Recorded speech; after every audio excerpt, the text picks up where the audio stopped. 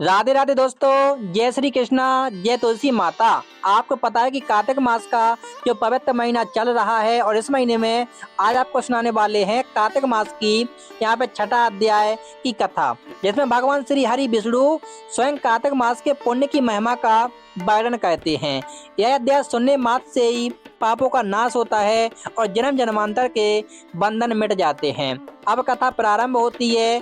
भगवान श्री हरि कहते हैं, हे नारद, कार्तिक मास के व्रत, स्नान और दीपदान की महिमा तो अनंत है, परंतु जो मनुष्य श्रद्धा भाव से प्रतिदिन प्रातः काल उठकर भगवान दामोदर का स्मरण करता है, वह इस पृथ्वी पर रहते हुए भी मोक्ष का अधिकारी बन जाता है।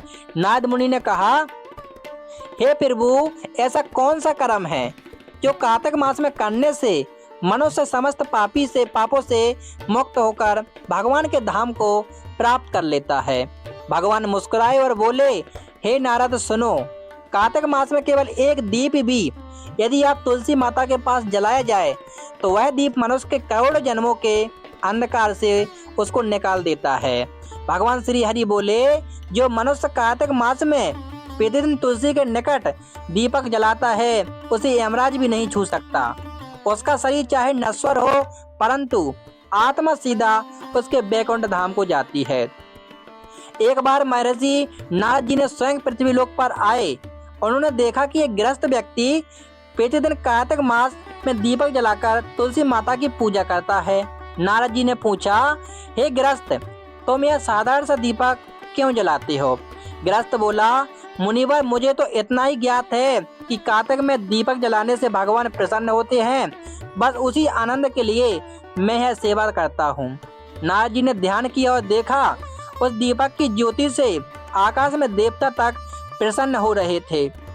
स्वर्ग लोक में अप्सराएं नृत्य कर रही हैं और यमदूतों का भय और स्थान से भी दूर भाग गया। भगवान ने कहा, हे नारद, देखो, जिसने केवल श्रद्धा से एक दीपक जलाया वह भी मेरे परम धाम का अधिकारी हो गया है। फिर भगवान बोले, हे नारद, जो व्यक्ति कार्तिक मास में संध्या समय भगवान का नाम लेता है, हरे कृष्ण कृष्ण कृष्ण हरे हरे, हरे रामा राम राम हरे हरे, उसके मुख से निकला हर नाम 100 यज्ञों के समान फल देता है।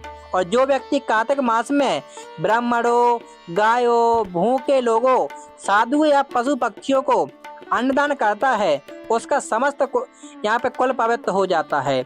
हे नारद, दान करने वाला, दीपक जलाने वाला, तुलसी का पूजन करने वाला, तीनों ही मेरे अत्यंत प्रिय भक्त हैं। भगवान ने आगे कहा, एक बार चंद्रसेन नामक राजा ने कार्तिक मास में गंगा स्नान कर तुलसी के पास दीपक जलाया था। वह दीपक तेजस्वी होकर आकाश में पहुंचा और ब्रह्मलोक तक प्रकाश फैलाने लगा। राजा ने केवल एक दीप जलाया था, लेकिन उसका फल इतना महान हुआ कि मृत्यु के बाद देवता स्वयं उसे लेने आए। देवताओं ने कहा, राजन, तुम्हारे एक दीप से अनगिनत प्राणियों को प्रकाश मिला। अब तुम स्वयं उस लोक में जाओ जहाँ केवल प्रभु का नित्य प्रकाश है। इस कथा को सुनकर नारद जी बोले, प्रभु, यह तो अद्भुत है, इतना छोटा सा कार्य और इतना महान फल।